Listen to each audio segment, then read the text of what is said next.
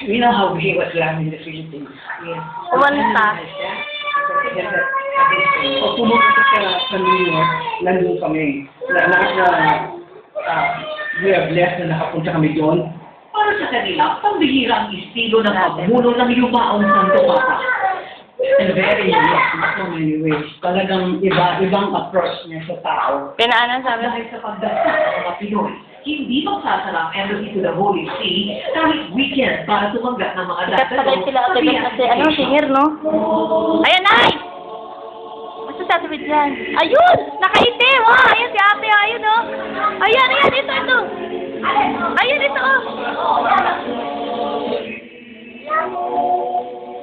Habang papanawid na ang pagdiriwang, una na rin ang paghahanda ng Karilagan Choir, isang Filipino choir na kakanta sa vigil sa bisperas ng beatification. This is for Pope John Paul II. Hindi kundi isang blessing dahil kami. Nako, landi. Dilat-dilat pa ako.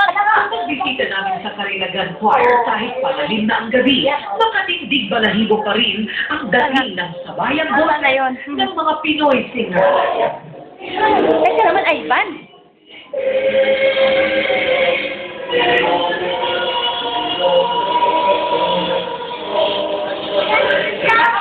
Opening, sinabi niya.